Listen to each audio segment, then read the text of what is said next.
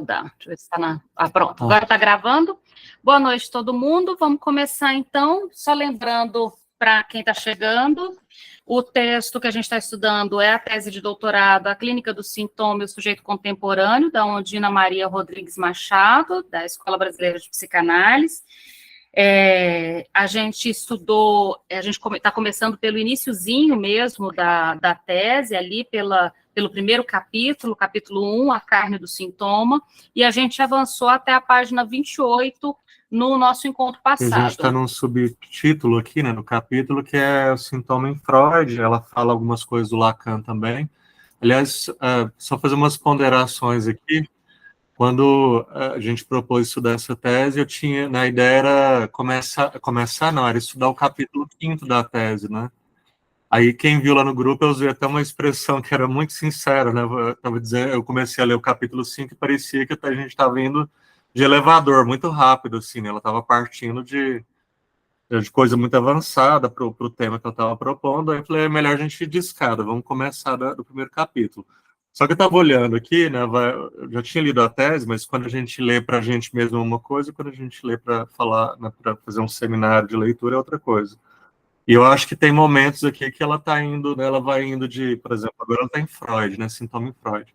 Ela vai indo de escada, de repente ela liga aqueles elevadores ultra rápidos e vai lá pro Lacan, né, no final do Lacan, aí fica meio complicado. Nem tudo, às vezes ela consegue fazer uma articulação que faz sentido, mas às vezes fica meio fora aqui. Então, daqui para frente, hoje menos, mas vai ter uns momentos assim, porque a ideia também não é ler a tese toda, né, linha por linha. Então a gente vai saltando algumas coisas com essa proposta de continuar andando nas escadas, assim, degrau a degrau, sem dar grandes saltos, ainda que isso não seja tão possível assim, de vez em quando tem que dar uns saltos, né?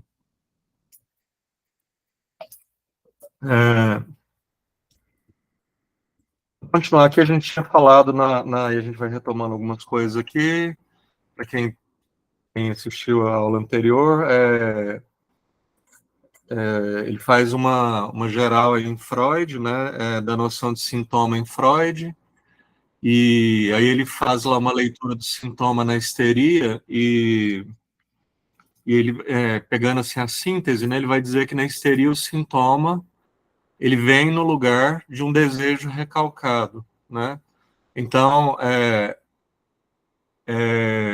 e aí tem uma frase, uma definição importante, né? Quer dizer, o desejo, ele quer se realizar, né? E como ele não pode se realizar porque ele está recalcado, ele se realiza de uma forma secundária, né? Por meio de umas distorções e de umas traduções, o desejo se realiza em forma de sintoma, né? Pode ser, ele dá exemplo muito ali de sintomas típicos da histeria, que são sintomas físicos, né? Uma crise de tosse, por exemplo, sem ter uma causa orgânica, ou paralisia de músculo sem ter uma causa orgânica. Isso vem no lugar de um desejo recalcado, né? No caso da neurose obsessiva, estou sendo bem sintético aqui, né? Ele vai dizer que o sintoma lá não é, né? O sintoma vem no lugar de um desejo recalcado. O que está em jogo pro neurótico obsessivo é uma satisfação insuportável, né? E ele dá um exemplo que é bem didático, assim, é bem clichêzão, mas é didático, né? Sei lá, o cara que, né, o obsessivo, que estou pegando um cara, né? Pode ser uma cara também obsessiva. Mas o obsessivo que se masturba, né? E isso para ele pode ser uma satisfação, né? Nos tempos de Freud deveria ser mais comum, mas ainda acontece. O sujeito não tem liberdade com o próprio corpo, né? Então a satisfação, né, da masturbação ser insuportável, e aí o sintoma que vem no lugar dessa satisfação insuportável é o de lavar a mão, né? Então, no caso do obsessivo, então, o que está em jogo ali, lavar a mão é uma satisfação substitutiva, uma satisfação pulsional substitutiva, né? Lavar a mão é aceitável até em tempos pós-pandêmicos, né? É muito incentivado, né? Lave as mãos, não há problema nenhum, né? Nesse modo de satisfação. Então, seria uma satisfação tolerável, né? Lembrando que satisfação aqui, né, quando fala de satisfação pulsional, a gente não está restrito, né, ao princípio do prazer. Então, satisfação, muitas vezes, ela pode ser uma coisa infernal, né? Ela pode ser, mas mesmo assim ela é satisfatória, né? No campo da satisfação pulsional, né? A partir do momento que o Freud entra com a pulsão de morte, ou Lacan com o termo gozo, né? Quando a gente fala de satisfação ao gozo, então a gente está falando de um campo em que não tem oposição entre prazer e sofrimento, prazer e desprazer, né? O indivíduo pode muito bem ter grande satisfação com sofrimento, né?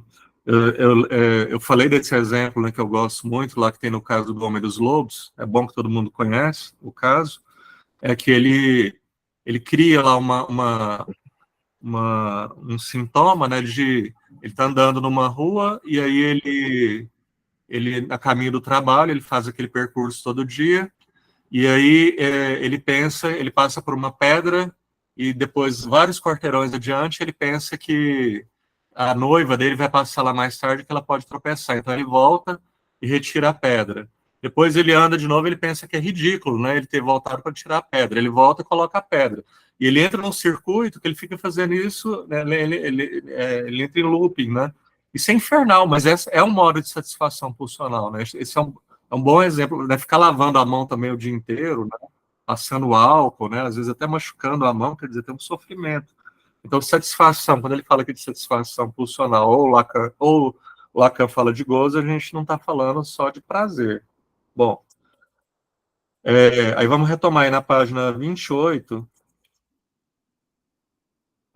Para Freud, a libido se desenvolve no tempo. Ela pode andar para frente ou para trás, mas ela também pode acontecer na forma de um circuito. Essa última forma, né, permite que a libido possa, nos sintomas, sofra as adaptações necessárias para se fazer veicular como mensagem. A ideia de circuito pulsional, vocês vão ver que aqui ela está falando de Freud. Aí ela já vai entrar aqui no seminário 11, aqui, daqui a pouco, vamos ver o que a gente faz com isso. A ideia de circuito pulsional foi utilizada por Lacan para explicar como a pulsão contorna o objeto A, criando uma zona de borda entre significante e gozo. A forma de circuito é compatível com a constância da finalidade libidinal, que sempre busca a satisfação. O desejo quer se realizar, né, a pulsão busca satisfação. E com sua plasticidade em termos de objeto. Para Freud, a errância da libido possibilita fazer substituições com a finalidade de satisfação. A sugestão de Miller é que chamamos essa possibilidade de metáfora pulsional, metáfora como a ideia de substituir uma coisa por outra. E grafemos, ele põe um S2, S barrado, barra 1, deixa isso para lá. É só para dizer que a primeira satisfação é substituída por uma segunda. Acho que o melhor jeito que a primeira satisfação é substituída por uma segunda é dizer exatamente isso, né? Essa fórmula que não ajuda a gente, no caso. A satisfação substituta não é um semblante da primeira. É uma farsa, né? Um fake, né? A satisfação substituta não é um semblante da primeira. Ela é a própria satisfação pulsional, é um real. Já os circuitos, estes sim, são semblantes. De acordo com Freud, a libido sofre uma Versagung. Não sei, tenho a menor ideia se estou pronunciando certo. E aí ele próprio dá no texto aí que é o sentido de a libido sofre um veto. Lá embaixo ele fala de uma interceptação, né? A libido está indo numa direção, né? De se satisfazer com um objeto X, o objeto podem ser variados, né? E ela sofre um veto, né? Essa Versagung. Por isso, ela se volta para o passado já fantasiado, fazendo uma regressão ao estado anterior. Para prosseguir seu caminho em busca da satisfação, ela sofre uma série de transformações. Só então poderá alcançar o que Freud chama uma satisfação real, mesmo que restrita e irreconhecível.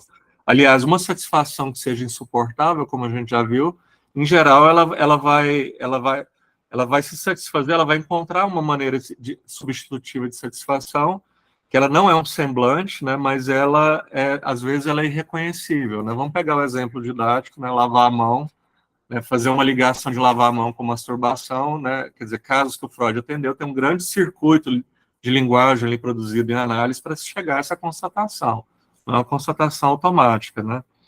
Então, a gente pode dizer, né, olha, Lavar a mão né, tem uma satisfação nisso, mas é irreconhecível no sentido que é complicado ligar isso ao ato de masturbação, a não ser que você tenha um material analítico para isso. Segundo Freud, a Versagung intercepta a libido, fazendo com que ela escape por alguma outra direção. Ele usa a expressão, não, pelo contrário, para representar essa interceptação. Então, Versagung é um veto, é uma interceptação. Miller, por sua vez, a classifica como uma repressão semântica. Vamos adiante com isso aqui. Tendo como característica a plasticidade, a libido vai diante do não, né, diante desse veto, buscar formas substitutas e deslocadas de satisfação, o que resulta em metáforas e metonímias, né? Metonímia, deslocamento, metáfora, substituição. Para escapar da Versagung, a libido contará com as fixações. Aí aquela ideia, ela vai jogar em Miller de novo, não é necessário. Aquela ideia freudiana, né, de que quando, quer dizer, eu encontro um veto, alguma coisa que impede a libido de se satisfazer numa certa direção, eu volto para um ponto de fixação, né? A gente pode pegar uma coisa aqui muito clichêzona, mas o clichê é bom para exemplificar, né? Já atendi alguns paciente adulto, né? É bem clichê o que eu vou falar, mas né, são casos, né? Que usam adultos que usam uma madeira. Vai tomar leite e usa uma madeira. Quer dizer, isso é um caso típico aqui do que ele está chamando de. A gente poderia pegar caso a caso aqui, qual que é a satisfação ou o caminho da libido que foi vetado, né? Mas algum caminho é vetado e se volta para o modo de satisfação que foi fixado lá atrás, que foi estabelecido lá atrás, né? Bom, aí tem um parágrafo que é outro que eu vou pular aqui, porque ela entra numa história do Lacan, do Miller com o termo Bildung, e com o termo Sinn, e com o termo Betäubung. Depois, se vocês acharem que eu estou errado, me falem aí, mas eu não vi. Parece que faz um corte no texto aí. Então, vou para o parágrafo seguinte. Vou fazer alguns cortes desses aqui. Em 1920, Freud descobre que o limiar entre prazer e desprazer é muito tênue. Diz que no ser humano existem tendências, retomando coisas aqui, né? Tendências além do princípio do prazer, de caráter mais primitivo, as quais independem deste princípio de prazer. Freud se servirá das neuroses traumáticas, né, as neuroses de guerra, sobretudo, e das brincadeiras infantis, né, em que há formas repetitivas, para pensar a relação entre prazer e desprazer.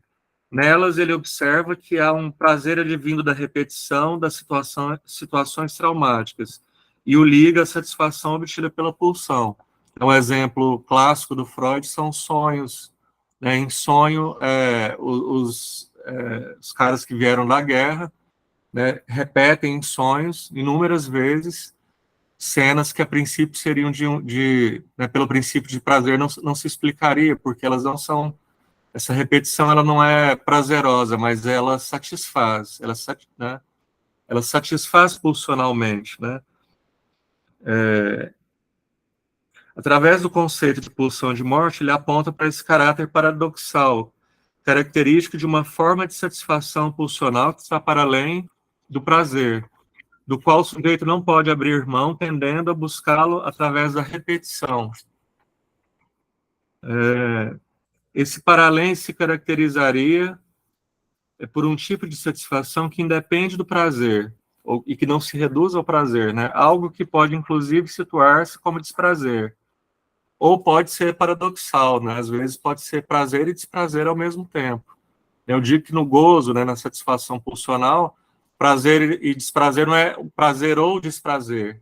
Pode ser as duas coisas, prazer e desprazer, como duas potências, né, gozosas, né?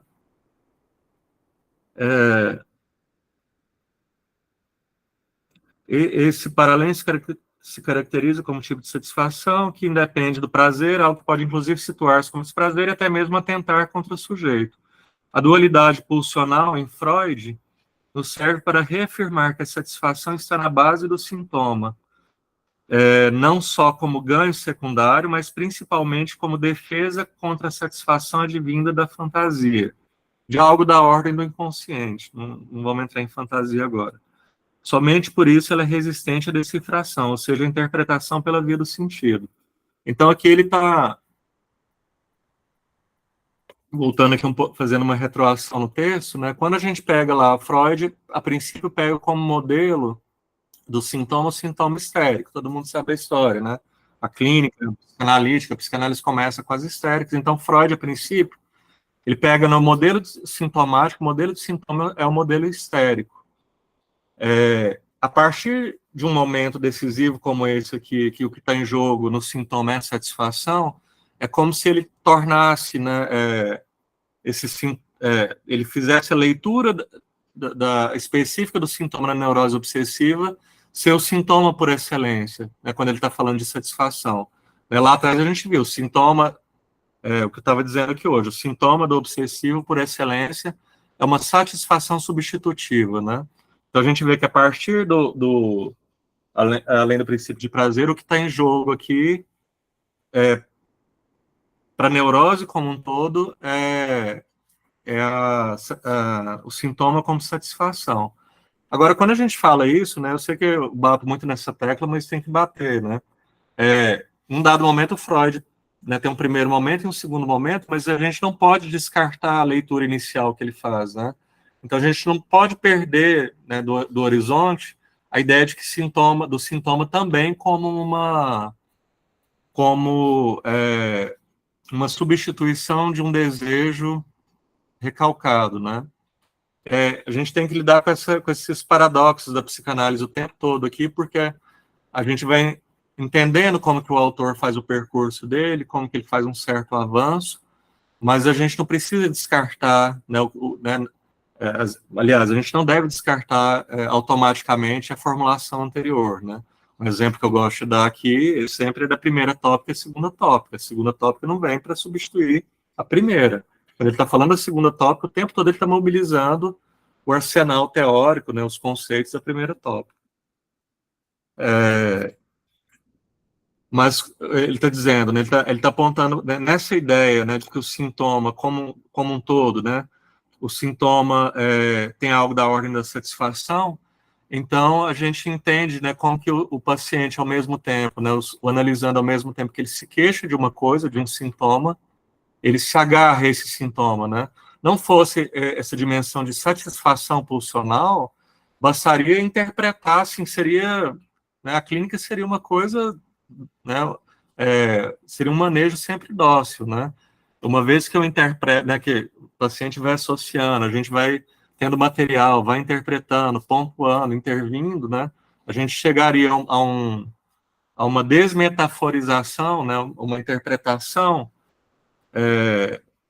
trouxesse as claras, né, o que é o sintoma, né, o que é o desejo, por exemplo, que está recalcado, e eu teria uma cura, né? Quando a gente fala de uma certa impropriedade de falar de cura em psicanálise, é melhor a gente falar de experiência analítica mesmo, é porque tem nos sintomas, isso já está, né, muito bem estabelecido em Freud, tem uma satisfação que é muito cara ao paciente, né? Ele não vai deixar de roer o osso, é satisfatório, né? Tem uma satisfação em roer o osso, né? O osso é duro, mas tem uma satisfação nisso. Assim, o sintoma como formação do inconsciente, sintoma como formação do inconsciente, em termos lacanianos, é como metáfora, né? O sintoma como formação do inconsciente, comparável aos sonhos e aos atos falhos, é decifrável. Né? Tem um lado decifrável. Ele está inscrito na cadeia significante, permitindo que a interpretação haja sobre ele. Por outro lado, o sintoma como satisfação pulsional não se mostra tocável pelo significante, ou eu colocaria assim, não se mostra tão tocável pelo significante.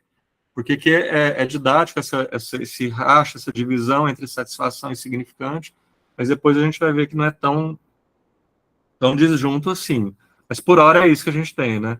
O sintoma como satisfação pulsional, como metáfora, ele é decifrável, né? Como satisfação pulsional, ele é resistente, né? O significante. Ele é resistente à interpretação, é a frase seguinte. É justamente esse caráter inercial repetitivo, intocável ou resistente ao significante, eu gosto mais do termo resistente, que se destaca na segunda concepção apresentada acima. Ela mostra que o que resiste não é o inconsciente. O inconsciente, aliás, né, o Lacan diz, o inconsciente insiste, né, o inconsciente vai fabricando substitutivos metafóricos, né, de modo a tentar passar a barreira do recalque, né, passar para lá da barreira do recalque, né.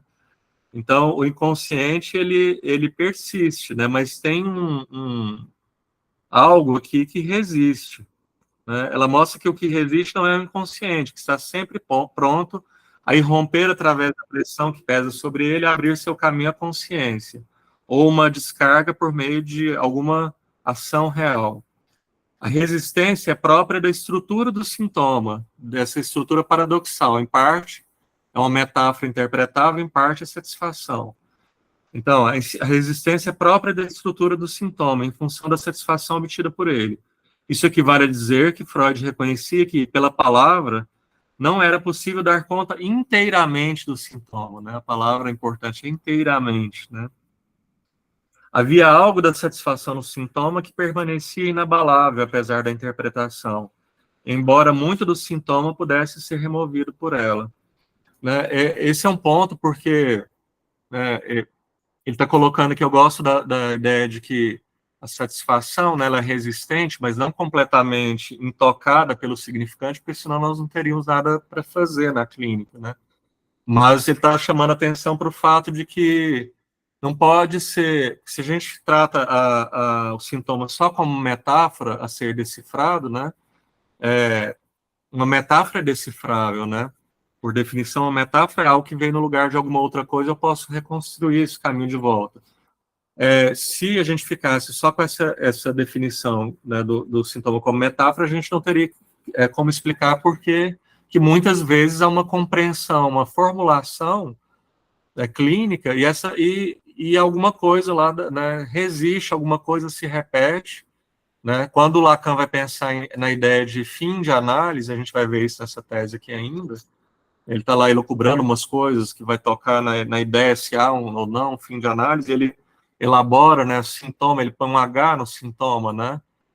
A gente fala sintoma com H porque a pronúncia é a mesma, né? O sintoma com H seria a ideia de, depois de um processo de análise, né? Estou simplificando aqui, mas enfim, para a gente poder conversar.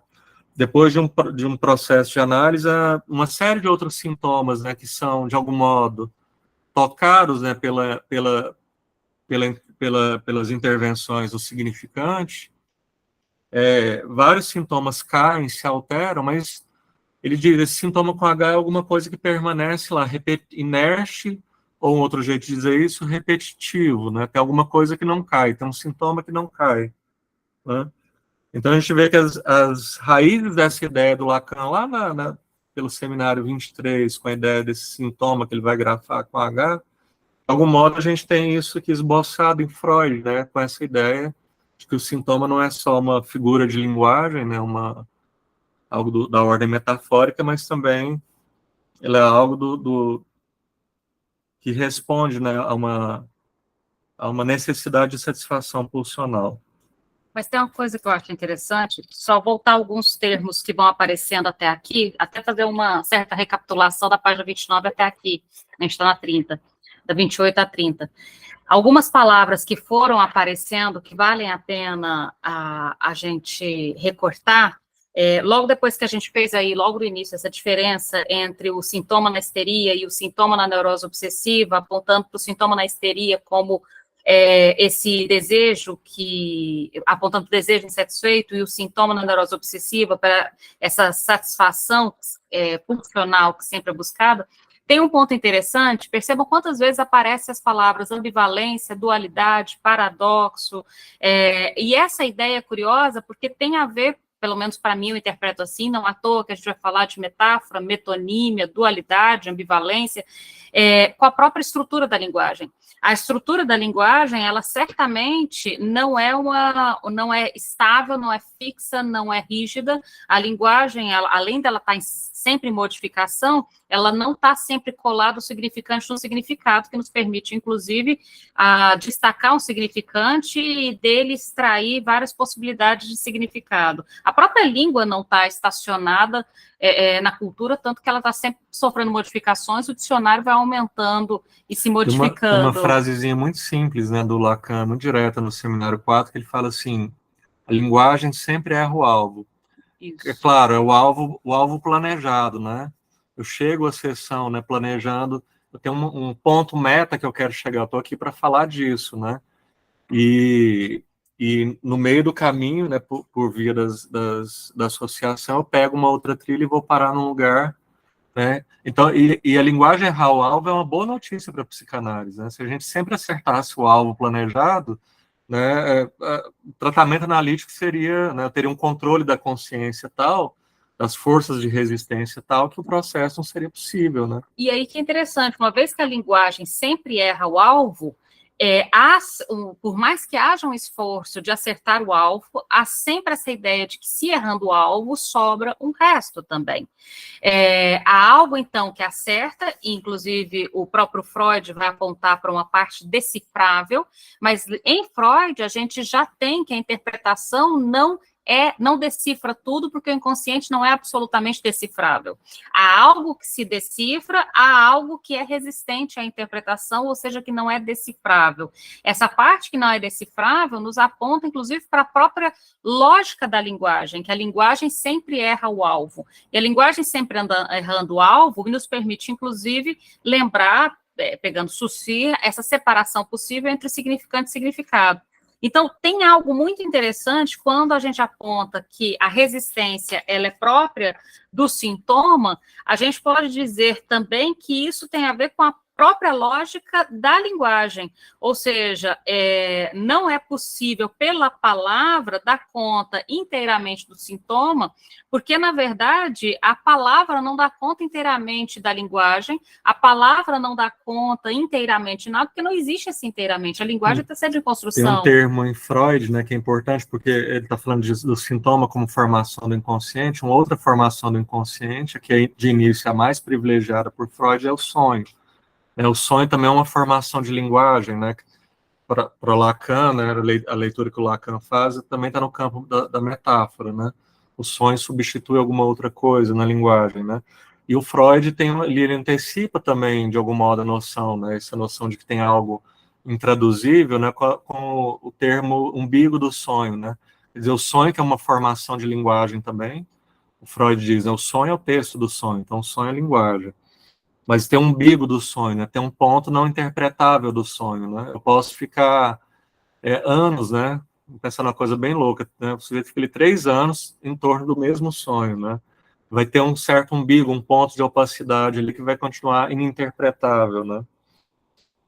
Que é interessante, então, apontar que, por mais que haja a possibilidade das várias intervenções possíveis, interpretação, corte, escansão, enfim, nunca se chega, de fato, a um fim. Não se chega a um fim porque há sempre um resto, há um umbigo, há um paradoxo, há sempre alguma coisa que escapa. Então, isso que erra o alvo nos leva a algo que sempre escapa. E isso é interessante para a psicanálise, tá? Se não houvesse esse ponto, né, esse umbigo, né, ininterpretável, né, o processo analítico se daria de um jeito que não haveria tanta discussão se há final de análise, se não há, como que seria, porque o final de análise seria um esvaziamento do inconsciente, né? Eu decifraria toda aquela parafernália significante cifrada que é o inconsciente, e a gente chegaria a um claro final de análise, né, que seria a decifração completa, né, do inconsciente. E é curioso porque alguém pode falar assim, mas isso seria muito interessante, seria péssimo, porque uma das coisas interessantes que acontece na psicanálise é que, na verdade, a gente tem a sensação, todo mundo que faz análise percebe isso, a gente vai ficando cada vez mais interessante, porque a gente vai pensando em coisas que a gente nunca tinha construído até então. Então, ao invés da gente chegar ao limite do inconsciente, como se ele houvesse, uma vez que ele não há, na verdade, a gente amplia e constrói pensamentos, elaborações que a gente nunca tinha acessado até então. Então, na verdade, é o contrário. A psicanálise, ela não quer chegar... É como se a ideia de boneca russa, né? Que você vai tirando uma, até finalmente tirar a última que não tem nada dentro. Não tem isso. A psicanálise, ela não quer chegar ao limite do inconsciente ou ao esvaziamento da compreensão do inconsciente. É o contrário dessa lógica. Diríamos mais que tem a ver com construir, e inclusive o Freud, ele caminha nessa direção. Uma coisa que eu falei outra noite e retomo hoje, acho muito interessante pensar que o primeiro texto fundador da psicanálise é a interpretação dos sonhos, a palavra interpretação, e um dos últimos textos do Freud, quando ele estava perto de morrer, é Construções e Análise. E o próprio Freud, ele aponta de que ele falou muito de interpretação ao longo da teoria psicanalítica inteira, mas que, na verdade, 4 décadas depois, ele percebe que a palavra construção seria muito mais apropriada do que a palavra interpretação, porque, no final das contas, trata-se de construir um texto, mais do que efetivamente escavar e encontrar algo que já estava lá. Né? Fazendo uma ponte aqui, né, essa ideia do Freud da construção, lá no Seminário 11, quando o Lacan diz que o inconsciente não é ôntico, né, não é uma coisa que está dada aí, ele vai trabalhar com a ambiguidade de que o inconsciente, ele é uma... Quando se acessa aquilo que estava recalcado, né? Então, eu acesso o inconsciente, há uma ambiguidade aí entre acessar, descobrir e construir, criar alguma coisa. Porque a ideia dele é que uma coisa, no fim das contas, independente se ela foi descoberta ou se ela foi criada, se ela tem um efeito de verdade subjetiva, né, ela retroage, né, na história de vida do sujeito, como ele concebe essa história de vida, e é como se ela tivesse estado lá desde sempre. Ele chama construir um passado. Construir o passado como uma consequência da construção analítica, né? Ele fala que o passado vem do futuro, né? Você constrói um passado na clínica. Então, você tem uma sensação, quando determinada intervenção é feita, e que causa ali um impacto no sujeito, é como se aquele material já estivesse lá no passado. Então, a intervenção, ela tem esse efeito de construir um passado. Só que é interessante porque não é encontrar um passado, é realmente construir um passado, por mais curioso que pareça esse termo. É importante a ambiguidade que o Lacan fica no Seminário 11, né? A ambiguidade entre descobrir algo e construir algo. Tem algo que se descobre e diz que se descobre se constrói. Entende? Porque senão a gente fica muito na ideia de que as coisas já estão todas lá e vão ser efetivamente descobertas. Não, elas vão ser efetivamente construídas. Algo que se descobre e algo que se constrói com aquilo que se descobre e não se chega a um fim.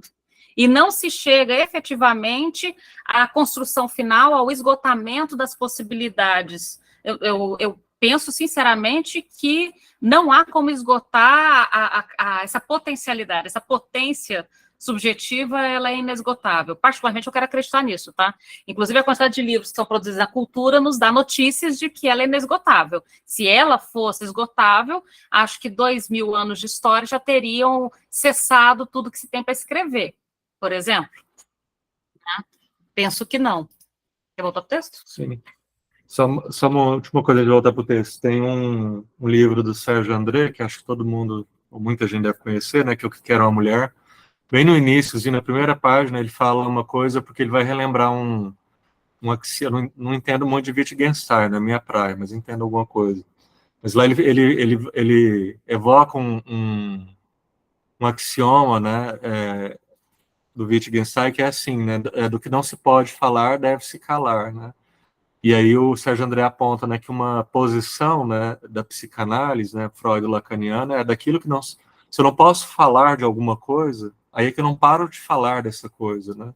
A impossibilidade me faz não querer parar de falar, né? Ainda que eu fracasse, e fracasse de novo e de novo, né? Então, uma posição contrária desse axioma do Wittgenstein é do que não posso falar, eu me calo. Né? O conceito real é o contrário disso. Daquilo que eu não posso falar, eis o que eu não posso parar de não escrever. Diria que é quase não, né? Poderia ser uma das definições éticas do analista, né? Da posição ética do analista como uma posição ética. Né? Se não dá para falar de uma coisa, é que a gente vai falar mesmo dela, né? É até engraçado quando você faz uma pergunta e a pessoa fala, não sei falar sobre isso, e a gente fala assim mesmo, né? E a pessoa fala, mas o que é para falar? Fala assim mesmo. Mas eu não sei falar sobre isso, já está falando. São os melhores momentos. São os melhores momentos, já está aí falando. Né? Então, essa coisa de é justamente porque você não sabe falar que é necessário inventar. Às vezes não é possível falar mesmo. Né? Não é possível falar, e por isso é necessário continuar falando. Alguém quer complementar alguma coisa? O que você fez uma pergunta, quer falar a pergunta? Você falou da reatualização do passado. Quer explicar melhor? Quando você estava falando sobre, enfim, construção e etc e tal, que o Freud, ao invés de interpretação, joga no final a construção, né? Que cabe realmente muito, muito bem. Vocês agora estavam falando sobre não há final de análise, portanto, por conta do inconsciente não cessa. A minha pergunta não sei o que você agora falou exatamente, porque eu já coloquei a pergunta um pouquinho antes, quando você diz que o inconsciente não cessa, ele está sempre se reatualizando na medida em que a gente volta nele ao passado, de alguma forma, né? A gente repete, portanto, ele reatualiza, mas na medida em que ele se reatualiza de formas diferentes também. Posso brincar que ele reinventa? Pode. Sim, reinventa também, claro. Você sabe que quem fala sobre isso, a Beth Fuchs, uma professora da Universidade Federal do Rio de Janeiro, ela tem um livro muito bom que chama Freud e a Judeidade, que é a tese de doutorado dela, que também virou livro, chama Beth Fuchs. Ela vai falar sobre a relação, Beth Fuchs, ela vai falar sobre a relação entre o judaísmo e a psicanálise, no sentido, inclusive, dessa coisa dessa reescrita e dessa escrita que nunca cessa. O judeu é aquele que sabe ler. O que significa o judeu é aquele que sabe ler? Ou seja, saber ler é no sentido de saber interpretar. Então, não se trata, por exemplo, para um judeu pegar o texto sagrado e decorá-lo, saber cada palavra ou cada linha, isso é irrelevante. Se trata, sobretudo, de escrever novos textos a partir daquele texto, de interpretá-lo ao seu modo, de interpretá-lo pela primeira vez, de interpretá-lo de uma nova vez. Então, isso, e a psicanálise, ela bebe, mesmo o Freud não sendo, ele é de origem judaica, mas ele não era um praticante, mas tem alguma coisa do funcionamento do judaísmo que é interessante, ela faz uma elaboração sobre isso, inclusive elaborações sobre por que nós temos tantos judeus prêmios Nobel de tantas áreas, porque que nós, enfim, tem uma pesquisa interessante sobre isso, mas especificamente em relação à psicanálise, essa ideia de que não se trata de imitar, de decorar, de repetir, mas de reinventar, reescrever, escrever novamente, criar um novo texto. Né? Então, não se trata de pegar aquele texto e ficar lendo. Inclusive, o Lacan, ele brinca sobre isso no seminário 15, quando ele vai falar do ato analítico, ele fala, não me imitem. E aí, o que é esse não me imitem? Não é possível um analista aprender a ser um analista imitando outro analista. Não é possível, porque não existe a possibilidade de ser analista pela via da imitação, é necessário construir um certo lugar de analista, uma certa característica pessoal das intervenções. Estilo, né? Ele fala de estilo. E é interessante isso, ou seja, por mais que nós temos livros e livros e livros, me diz qual vai ser o último que a gente vai ter cessado de escrever tudo, né? Mas foi exatamente sobre isso que meu filho também é psicólogo, psicanalista. E foi exatamente sobre esse tema que nós falamos aí no final de semana. Cada um imprime a sua identidade na sua própria clínica. Você pode estudar, ouvir, participar de grupos e supervisão, mas cada um ainda assina embaixo a sua própria clínica, né? Ele frisou muito isso enquanto a gente estava discutindo. Falei, é verdade, faz todo sentido. E lembrando, não pode com ética, obviamente, né? Com ética, né, gente? E fundamentalmente, para imprimir esse estilo, é necessário você ter, então, que beber em muitas fontes. Acho que esse é um ponto. Quando, tanto Freud quanto Lacan, o Lacan, inclusive, ele dá uma bronca em determinado momento e diz, tá até isso na sua dissertação do mestrado, ele dá uma bronca e fala assim, por que outros profissionais que não psicanalistas estão ali lendo os linguistas? Os linguistas, ele fica puto, né? Os neurologistas, né? Neurologistas estão lendo os linguistas, mas os psicanalistas não querem saber da linguística. E aí ele vai voltar isso. Se você não for na filosofia, na sociologia, na história, na antropologia, nas artes, na literatura, leia os russos, como é que você vai imprimir a partir de nenhum material, a partir de um vazio intelectual? Não tem como. Não tem mesmo.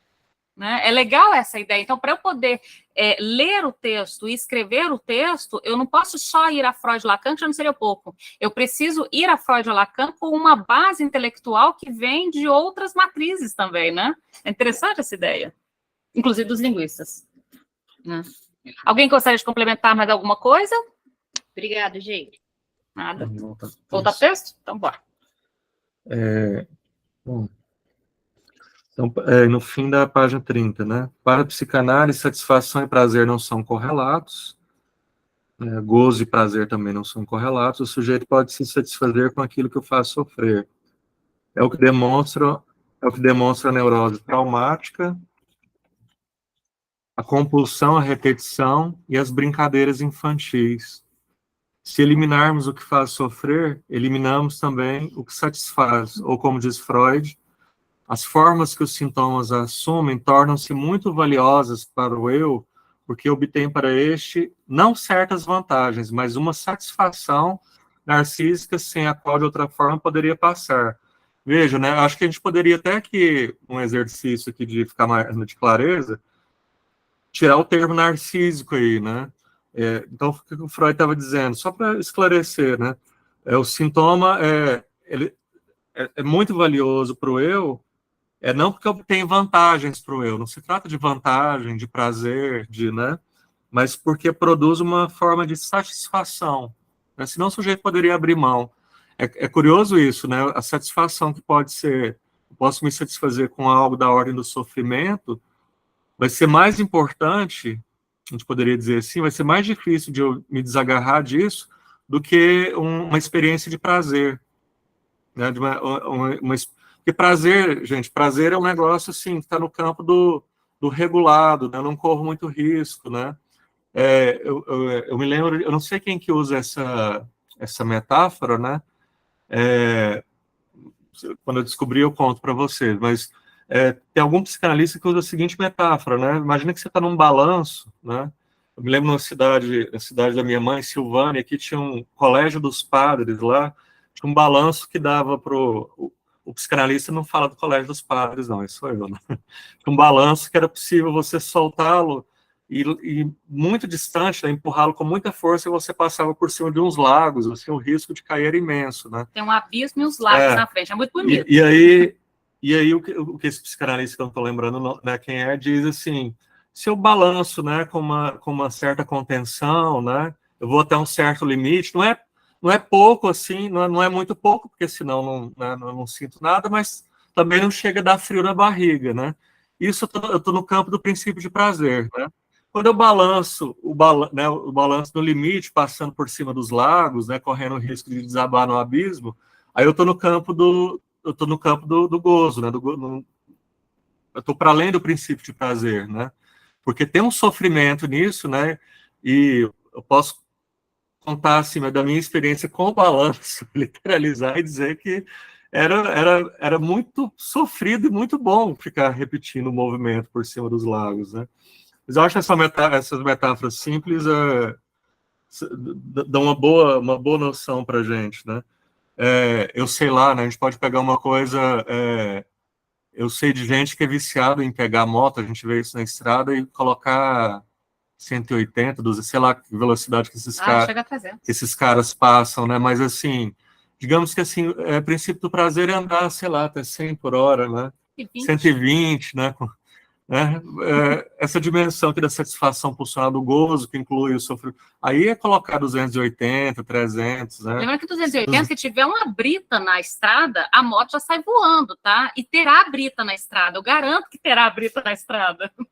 Só um parêntese, por exemplo, um exemplo clínico sobre essa citação do Freud, olha, ele diz, né, as formas que os sintomas assumem tornam-se muito valiosas, né, porque o eu obtém para este, não certas vantagens, mas uma satisfação narcísica, sem a qual, de outra forma, poderia passar. Então, tem alguma coisa que o sujeito, que ele se queixa, que ele sofre, mas ele mantém, apesar do sofrimento, porque ele mantém ali aquele sofrimento, mas tem alguma outra coisa que não só o sofrimento que ele não consegue abrir mão. Pegando um exemplo clínico bem interessante, um casal se separou e o homem se sente, então, em dívida por ter causado a separação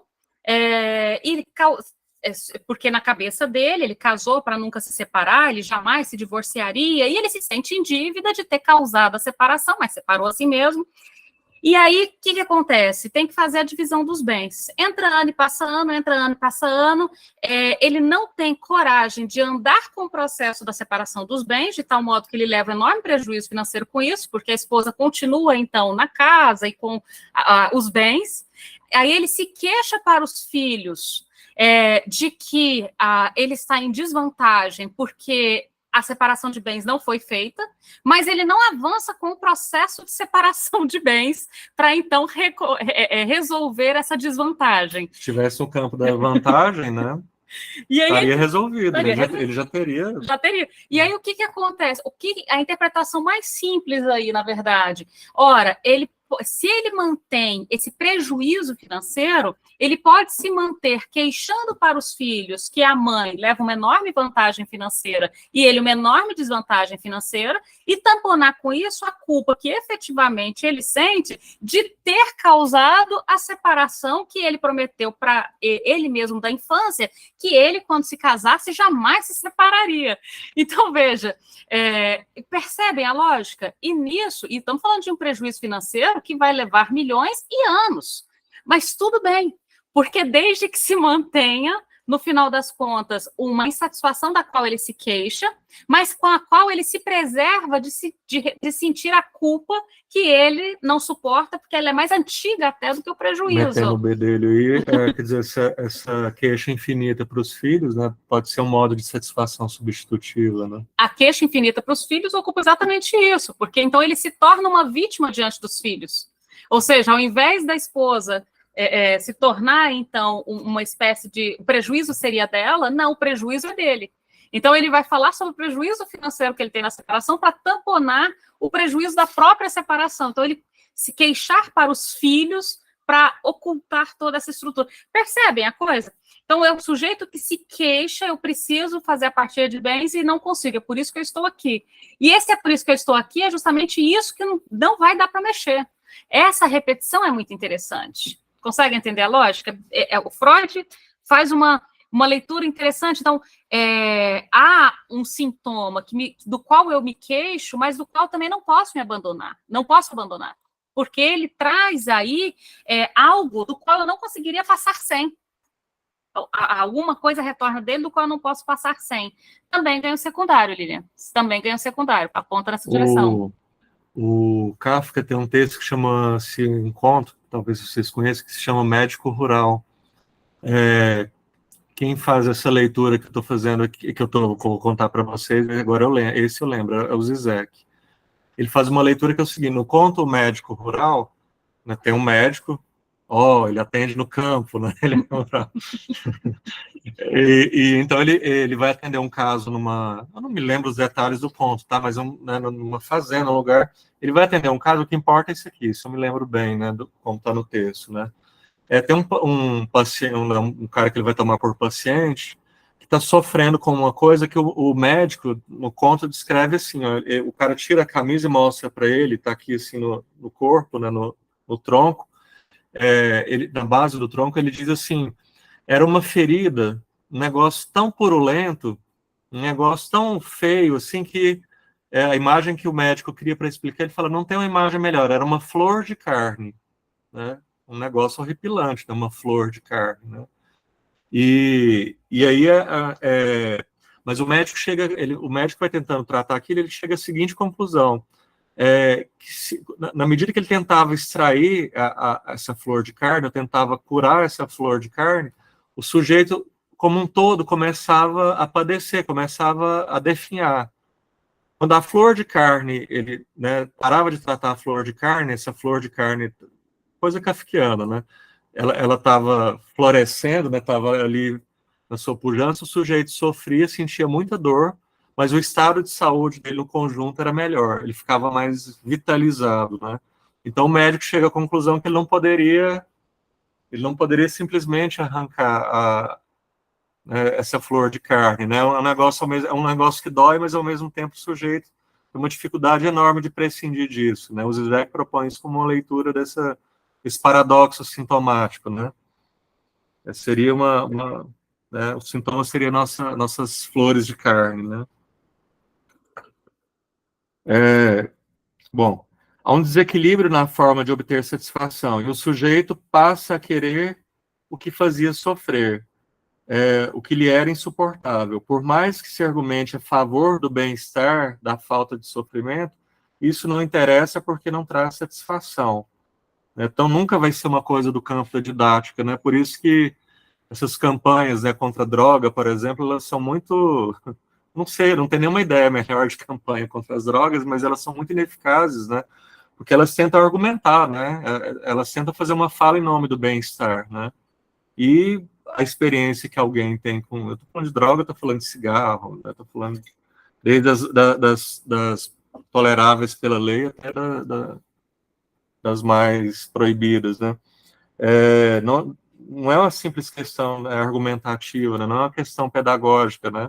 Como eu disse, eu não sei como que uma propaganda pode... Eu sei como que as propagandas podem fazer de um jeito muito errado, né? Eu lembro de uma propaganda da década de 90, que acho que era uma das mais equivocadas, né? Que mostrava o sujeito seria na propaganda, né? Tinha todo o clichê de usuário de droga, que alguém imagina que a gente tem um clichê, né? E aí o sujeito ia lá e dava uma descarga puxando a orelha, né, para dizer que o usuário, olha que coisa grotesca, para dizer que o usuário de droga tem merda na cabeça, né? Quer dizer, é uma incompreensão total disso que a gente está discutindo aqui, né? Não se trata de, né, merda na cabeça seria alguém que não tem informação, alguém desinteligente, né? Não é da ordem da inteligência ou da informação, que faz com que alguém, por exemplo, se mantenha nesse uso sofrido, né, que é o uso de uma substância tóxica, né? Assim, ninguém obtém vantagens, né, usando, né, sendo viciado em qualquer substância tóxica, né? Não tem vantagem, no entanto, é muito difícil abandonar, né? Assim, os sintomas ou parte deles que atendem à satisfação pulsional tendem à repetição e se mostram mais resistentes à decifração. Ou talvez nem se mostre, pode ter o caso que nem se mostre tão resistente à decifração, mas a decifração eu decifro, eu elaboro, eu construo, e aquilo não cede, né? Ou cede muito pouco, né? É o que Freud descobre ao tomar o sintoma obsessivo como modelo, aquilo que eu estava falando lá atrás, estendendo depois essa concepção a todos os sintomas. Um sintoma, aí vem uma citação, né? Que é ruim, porque a citação é da Imago, que é uma tradução ruim, mas vamos lá.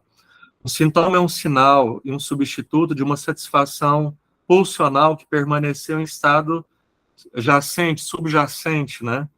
É uma consequência do processo de recalque. O recalque se processa a partir do eu, quando este, pode ser por ordem do supereu, se recusa a associar-se com uma catexia, com um investimento pulsional que foi provocado no isso. O eu é capaz, por meio do recalque, de conservar a ideia de que é o veículo do recalque repreensível a partir do tornar-se consciente. A análise revela que a ideia miúde persiste como uma formação inconsciente. Quem quiser ler isso como está na Companhia das Letras, lá na edição da Companhia está na 12 a 20. Não, mas está confuso isso aqui.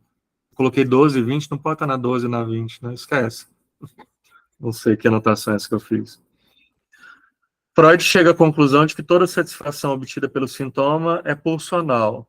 Mesmo que o sintoma realize um desejo, que está lá na perspectiva primeira, né, da histeria, nessa realização estarão implicadas satisfações de ordem pulsional.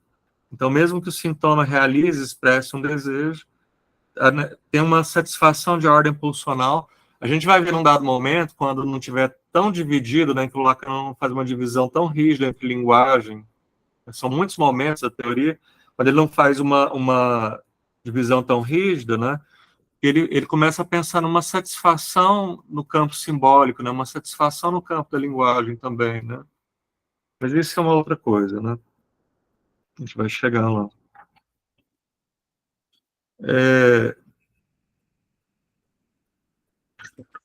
Então, 32.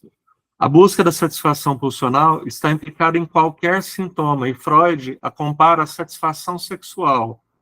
Segundo ele, os sintomas são substitutos da satisfação sexual dos neuróticos.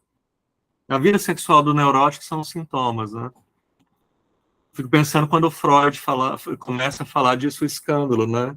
Dizer para um sujeito, olha, você está lavando a mão, isso aí é sexual, né?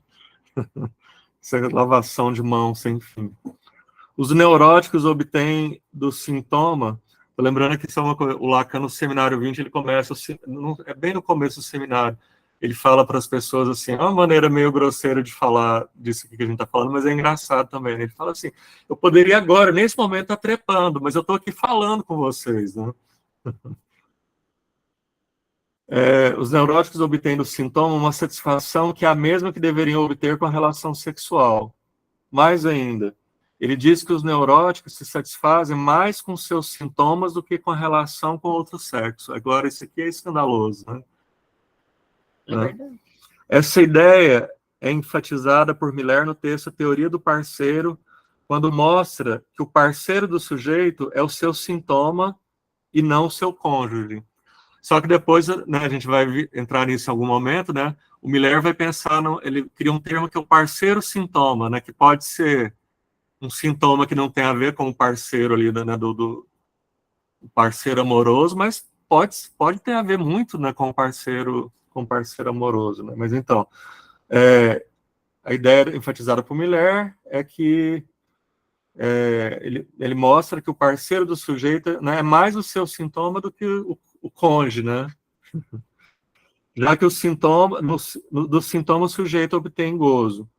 Isso não ocorre na relação conjugal, onde, quanto ao gozo, cada um tem o seu sem compartilhá-lo.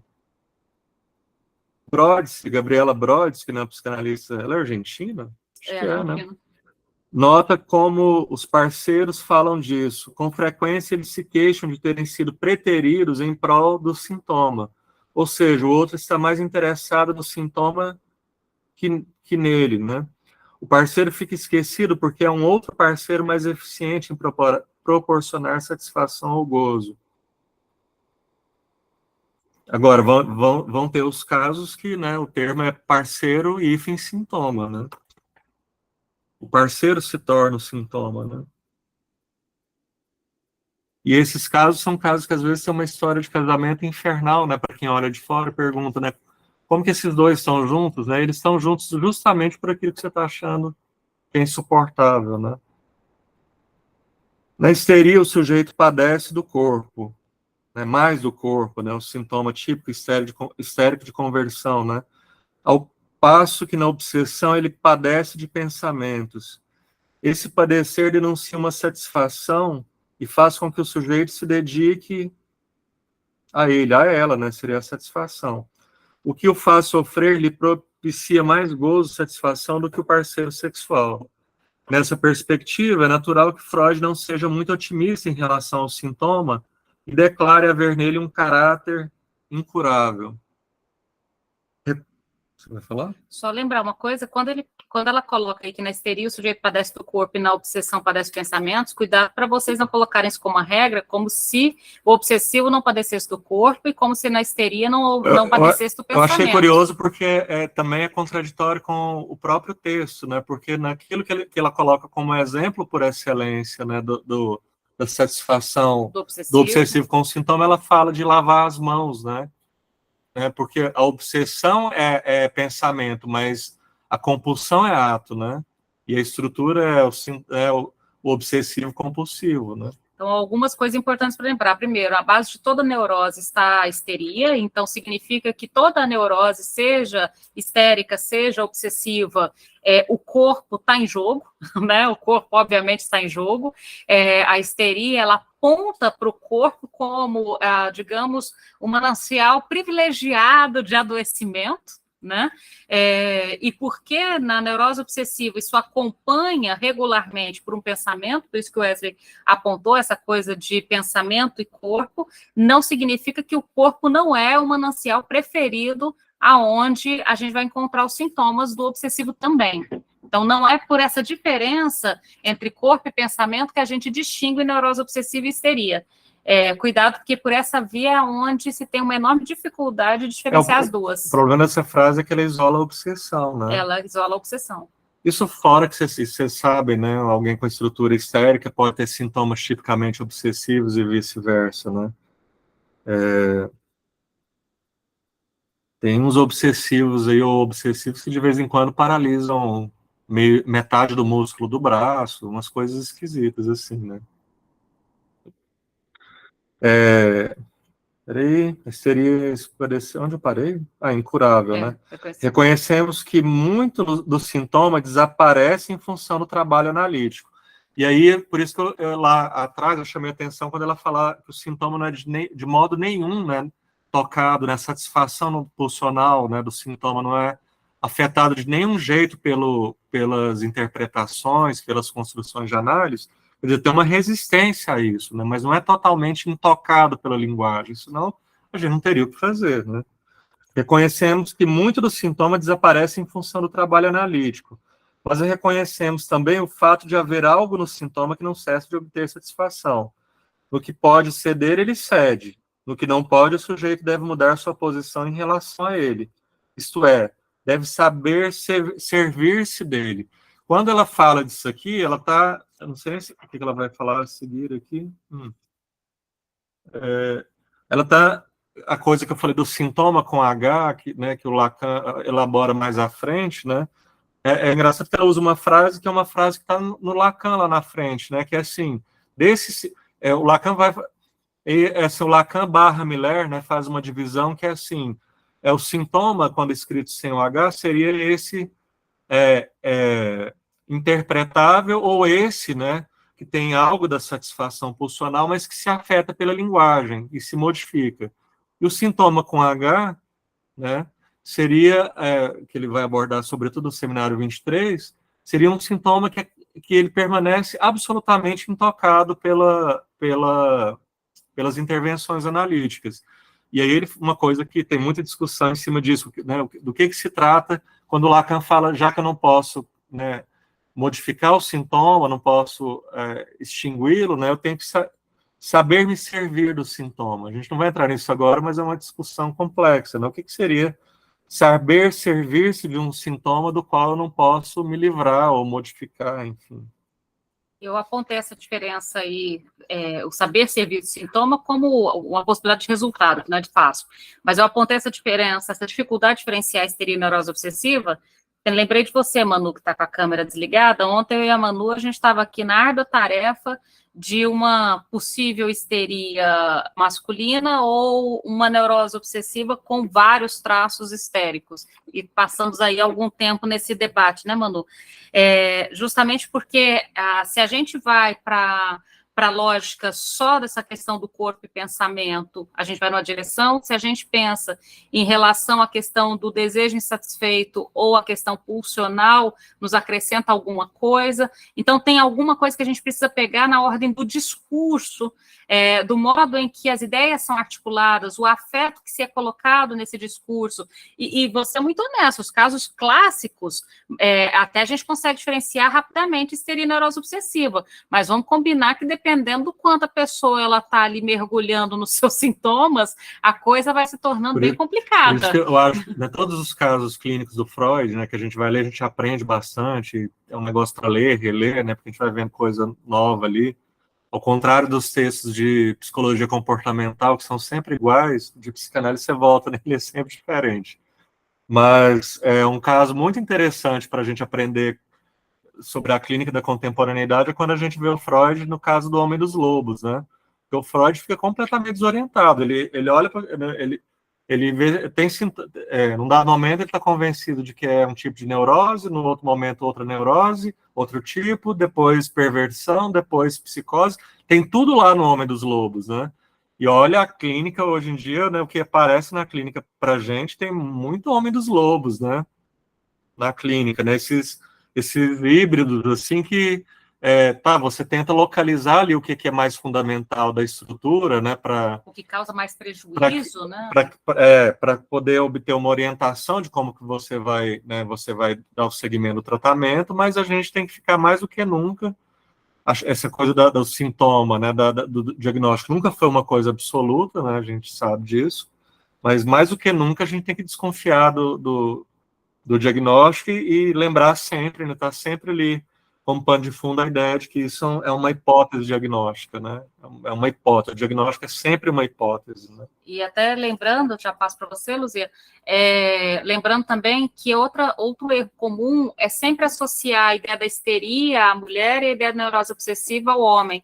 Então, a gente acaba caindo em determinados clichês: corpo, mulher, desejo, histeria, pensamento, homem, pulsão, neurose obsessiva. A gente tem que tomar cuidado para não cair nessa, porque na verdade está mais para ter homens dos lobos, ou seja, a gente tem mais casos complexos no sentido de haver algo histérico, algo neurótico obsessivo, com uma pitadinha vez por outra ali de psicose, do que efetivamente a gente ter uma clareza e uma divisão muito bem estabelecida. A gente, no final das contas, toma uma certa decisão em relação às intervenções conforme o andamento, mas não é uma tarefa tão fácil assim.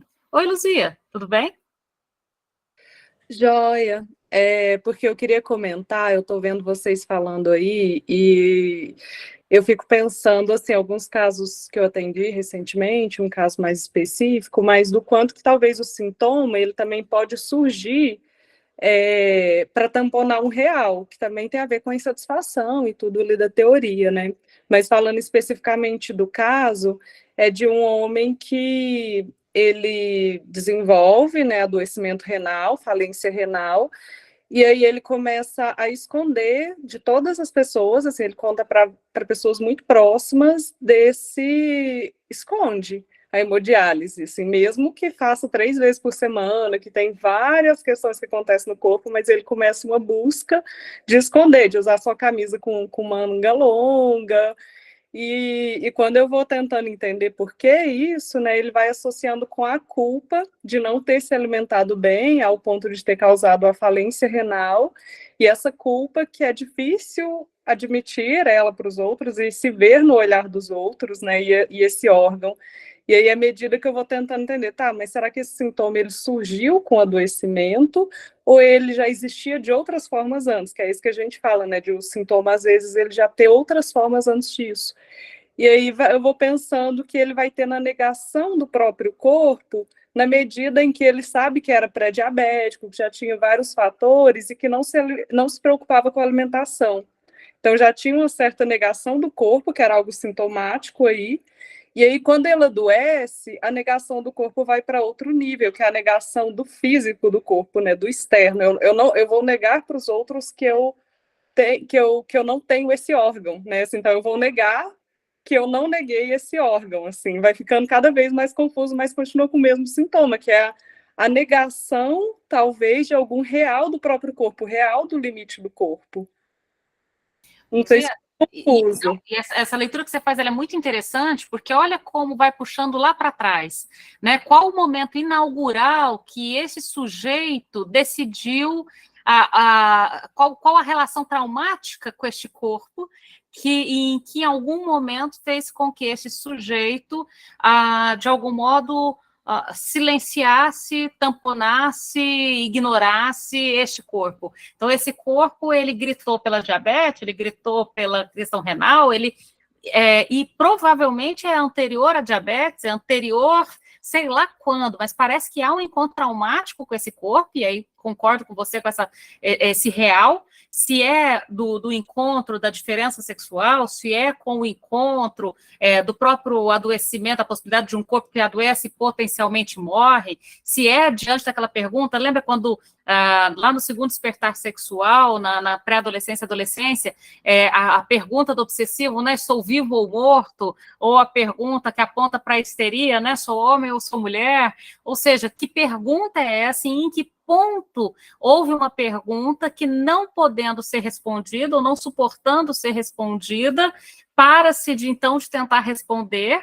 Bom, e para não responder, então, também não pode dar esse corpo à vista, porque alguém pode perguntar, né? E aí, me fale sobre esse corpo. E ao falar sobre esse corpo, eu vou ter que dar alguma resposta para essa pergunta que eu não consigo. É interessante, Luzia, isso que você interpreta, porque nos traz qual será o ponto inaugural traumático desse encontro com o corpo, né? Maria Carolina, você colocou aqui, fala um pouquinho sobre teria sempre alguma culpa? O que você pensou? Eu estou pensando nos sintomas. Eu fiquei pensando em casos específicos. Teria sempre, na formação desses sintomas, sempre algum tipo de culpa? Que eu achava que não, nem necessariamente, pode ser um trauma, alguma coisa. Mas agora eu fiquei pensando nessa responsabilização. Eu penso a culpa mais como uma resposta, um resultado diante, você coloca a culpa na neurose, a vergonha na psicose, mais como um ponto de chegada, um resultado, do que um ponto de partida. A culpa como aquilo que retorna, como resultado, como resto do recalque. Não tanto como um ponto de partida, mas como um ponto de chegada. O que você acha? Tá, não, eu acho que eu estou entendendo. Não como um começo ali de todo aquele, como um fundante daquele sintoma. Mas como uma resposta final. Inclusive, o Lacan, posso até pegar aqui daqui a pouco o arquivo, o Lacan, ele fala sobre, digamos, o resultado que advém de cada mecanismo fundador ali das estruturas, né? Então, o recalque para a neurose, a fora-oclusão para a psicose, o desmentido para a perversão, e se a gente avançar um pouquinho no autismo, a elisão no autismo, por exemplo. E aí, o que retorna de cada uma dessas coisas? A culpa na neurose, a vergonha na psicose, diante da fora-oclusão, a angústia ali no autismo, mas aí a culpa seria mais aquilo que retorna depois de todos os meus esforços, né?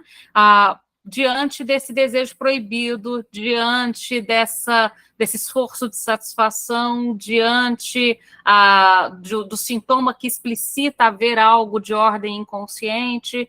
Então, a culpa é aquilo que retorna quando não pôde ficar recalcado, escondido, inacessível algo. Então, eu diria mais que está como consequência do que como ponto de partida.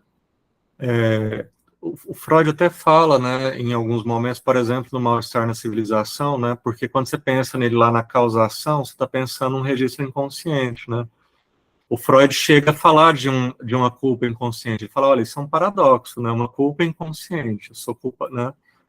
Então, a gente teria, né, a Renata colocando como um ponto de chegada e não de saída ali, né?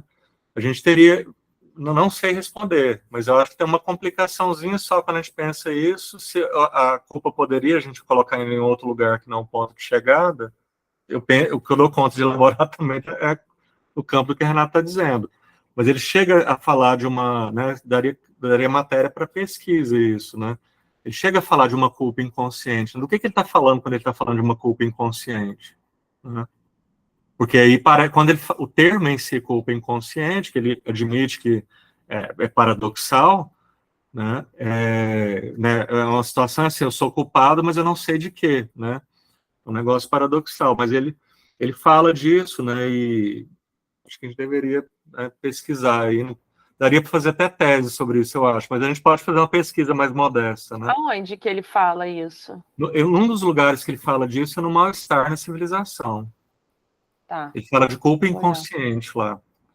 só que quando ele fala de culpa inconsciente, ele fala, inclusive, sobre por exemplo, algumas pessoas, quando pensam nas instâncias psíquicas, eu, super-eu, né, e isso, eu e super-eu, apontam como se, de algum modo, o super-eu não fosse inconsciente. Na verdade, o super-eu, ele é inconsciente, né? É a parte inconsciente que, sob pressão e efeito da cultura, né, sofre ali ao efeito da cultura, a cultura que vem de fora, mas o super-eu é inconsciente. E aí, essa culpa inconsciente, fico pensando se não tem a ver com essa pressão que o super-eu sofre também.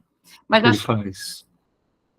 que ele faz, que ele sofre da cultura e que ele faz em relação ao eu. Lá no mesmo mal-estar, né, ele faz uma distinção, não é uma distinção, ele faz um apontamento importante sobre o super-eu, né, a ideia de que tem isso, né, tem muito uma ideia de super-eu como, às vezes ele fala de uma consciência moral, que é a tolha, mas é consciência moral, não está falando de consciência como... Não é sinônimo de super-eu. Estrutura do aparelho psíquico, né. Mas o super-eu, ele diz, né, o super-eu, ele, de algum modo, ele é pulsional, né, ele tem um funcionamento pulsional, de modo que quando a gente não obedece às regras que foram internalizadas, que estão lá no ideal do eu, né, que está associado ao superego, quando eu não obedeço às regras, eu me sinto culpado e tenho que me punir. Mas quando eu obedeço, eu fico mais culpado ainda. O Freud usa exatamente essa frase, os mais certinhos são os mais culpados, né? Por que quando eu faço a coisa de acordo com aquilo que eu internalizei como norma, eu não me sinto aliviado, mas eu me sinto mais culpado, né? E, de fato, você não, né, a lógica, né, vamos dizer assim, se o super-eu fosse uma coisa do campo da consciência, né, do campo lógico, né, se eu obedeço essas regras internalizadas, eu deveria ficar bem. Não, eu fico mais culpado ainda, né?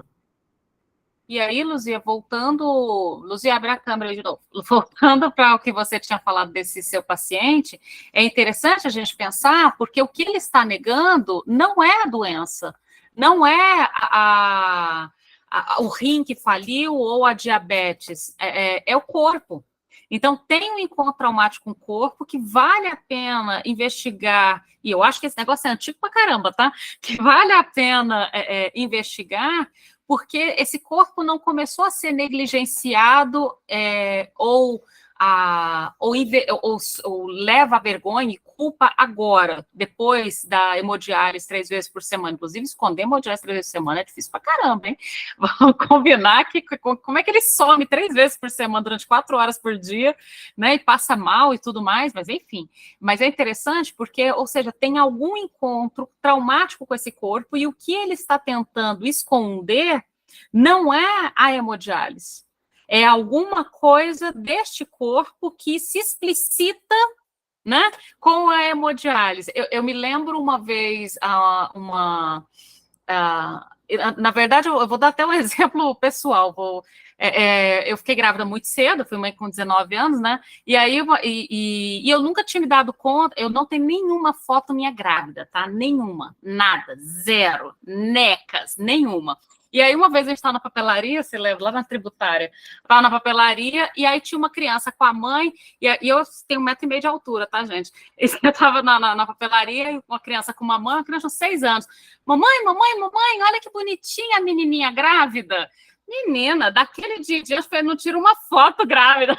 Ou seja, tem alguma coisa aí dessa... E é curioso, porque até então eu não tinha sentido o incômodo do corpo gestante. Daquele dia em diante, eu não deixei ninguém tirar uma foto minha gestante. Esse, olha lá, menininha grávida. Ou seja, é como se de algum modo isso evidenciava o que já estava lá, um certo incômodo, obviamente, mas que só quando foi enunciado, ou seja, esse encontro traumático, que é a linguagem que atravessa e nomeia este corpo, né, trouxe para mim esse impossível, por exemplo, de tirar qualquer foto grávida. Não tirei nenhuma até o final da gestação, não tem nenhuma mesmo, de verdade, gente. Mas... Tem uma questão na parte desse caso aí, Luzia, tem uma questão que, tem uma frase que eu formulei certa vez, e eu tenho tentado ir dando consistência para isso, mas só jogar isso aqui por enquanto, né? Uma ideia de que dá uma voltinha aqui, né? O Lacan fala uma coisa assim: a gente tem uma relação muito estranha com o corpo, porque a gente fala assim, a gente fala de um corpo que a gente tem, né? A gente é um corpo, mas a gente fala de um corpo que a gente tem. Então a gente fala, eu tenho um corpo como se fosse o celular, né? Eu tenho um celular, eu poderia deixar, né, eu tenho um corpo, eu poderia deixar o corpo em cima da mesa, né? E fazer outra coisa. Não, não posso, né? Mas é assim que a gente aborda o corpo, né? É como se a gente colocasse os pés na linguagem, olhasse o corpo de fora e falasse, é o corpo que eu tenho, né? E, então a gente tem uma questão com o corpo que está marcada na linguagem, inclusive nessa expressão, né? Eu tenho um corpo, né? A gente não fala que é um corpo. A gente tem um, muito legal isso. E aí uma questão que me ocorreu, assim, é talvez uma questão fundamental, né, traumática, né, para nós humanos, a partir do momento que a gente entra no registro da linguagem, talvez a questão fundante, né? Por isso estou dizendo, eu tenho que trabalhar isso, porque estou propondo uma coisa, né, grave aqui, sério. Que a primeira pergunta assim, é o que fazer com esse corpo, né? A questão fundante do sujeito seria o que fazer com esse corpo, né?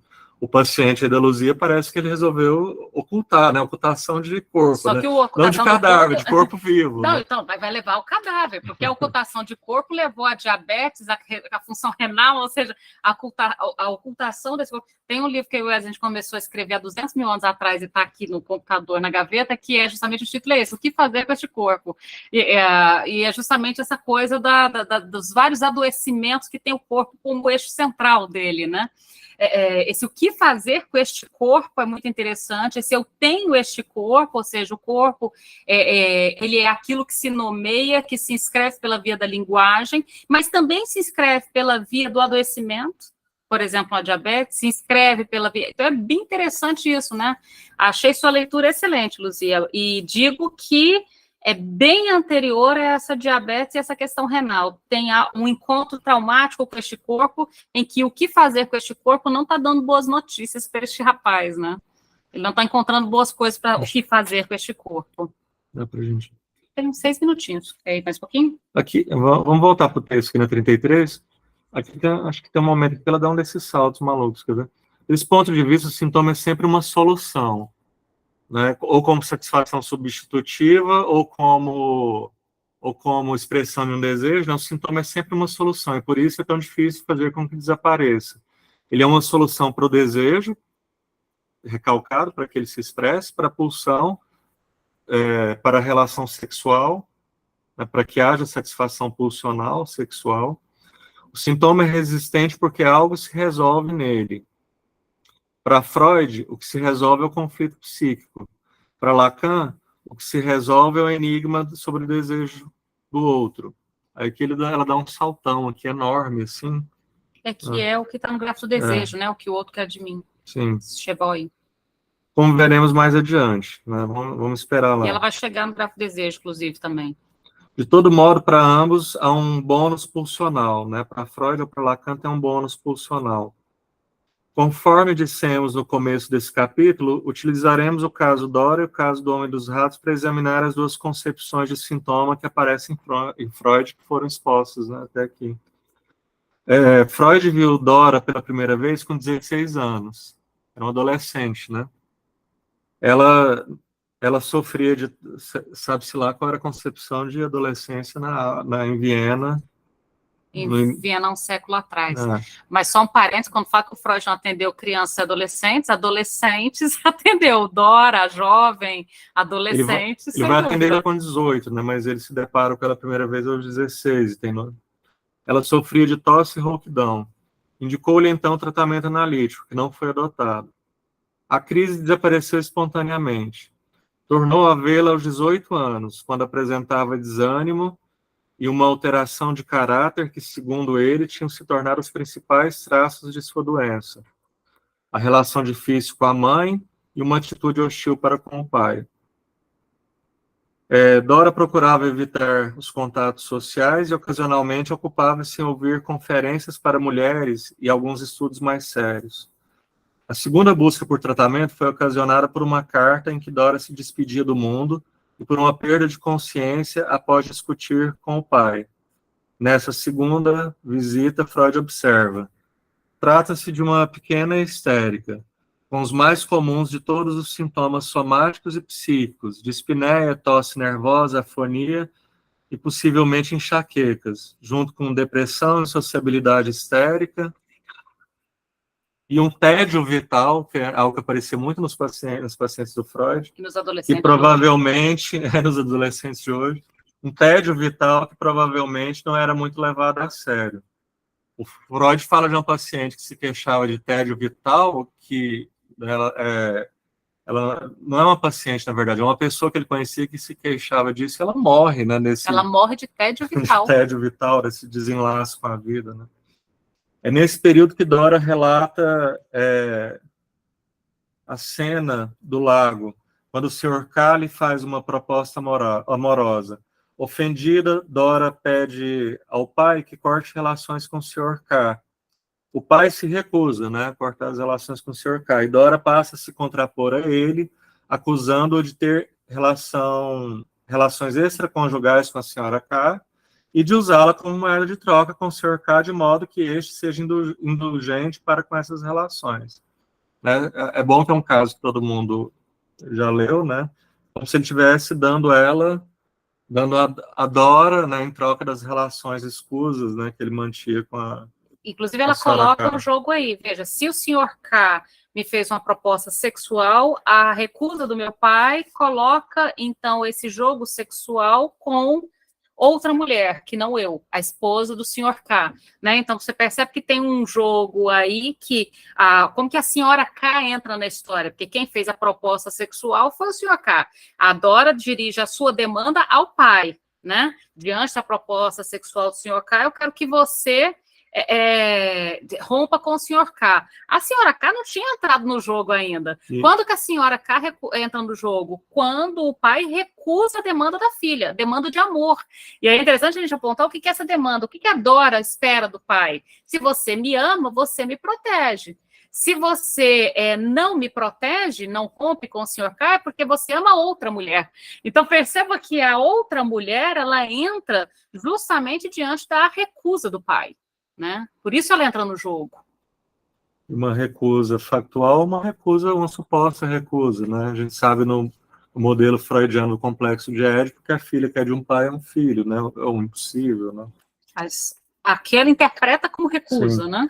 Mas aí uma coisa importante, que vai ser importante para a leitura do caso, veja, ela chega com uma queixa que não tem a ver com ela, né? É absolutamente externa, ela não está implicada, é o meu pai, né? Que é o pivô dessa crise, né? O sofrimento do qual ela está se queixando, né? A partir das investigações de Freud, Dora relata uma outra cena ocorrida aos 14 anos, quando o Sr. K lhe deu um beijo nos lábios. Freud pondera que tal situação teria despertado numa moça virgem uma sensação de excitação sexual. Dora, porém, sentiu uma violenta repugnância e fugiu. Que hora a gente está aí? Deu hora, 8h30. Tá. A gente mal começou o caso Dora, que a gente volta no caso Dora, né? Então, vamos ler para o próximo encontro o caso Dora e o caso Homem dos Ratos, porque, inclusive, aqui é um ponto muito importante para a clínica, dessa difícil distinção entre a neurose histérica e a neurose obsessiva. Não é uma tarefa tão fácil, na verdade, essa distinção, quando você está ali no ar do trabalho de escuta. Quem supõe que essa tarefa é fácil é talvez porque está escorregando por simplificações, mulheres histéricas, homens obsessivos. Não simplifiquem, é perigosa essa simplificação. A gente vai ver que aqui até, né, num certo ponto, ela faz uma simplificação didática, né, que a gente tem que ficar atento, porque ela está abordando os casos para dar como exemplo a distinção teórica, né, que foi abordado até aqui. Por isso que eu estou antecipando, não caiam na armadilha da simplificação. Leiam, mas entendo que a simplificação aqui é didática. Na prática da escuta não é tão simples assim. A gente tem um encontro por causa do feriado. Como é que ficou? Peraí, deixa eu voltar aqui. Você ensina a quarta que vem na outra, que eu não sei que dia que dá. Deixa eu olhar aqui. 15, acho que o próximo encontro é 22. Não, a gente mudou porque... Não é 22? Não, porque a gente vai estar na Flip. O próximo encontro ficou na semana que vem, dia 16 e depois 30, porque dia 22 a gente vai estar na Flip. Tá. Então, semana que vem, então a gente não vai pular 15. Semana que vem, dia 16, a gente tem encontro. Aí depois a gente pula 15. Então, em novembro nós temos 3 encontros, 9, 16 e 30. Tudo bem? Então tá. Boa noite para todo mundo, beijo para todo mundo, leia o texto. Tchau. Boa noite. Boa noite. Boa noite, obrigada. Tchau.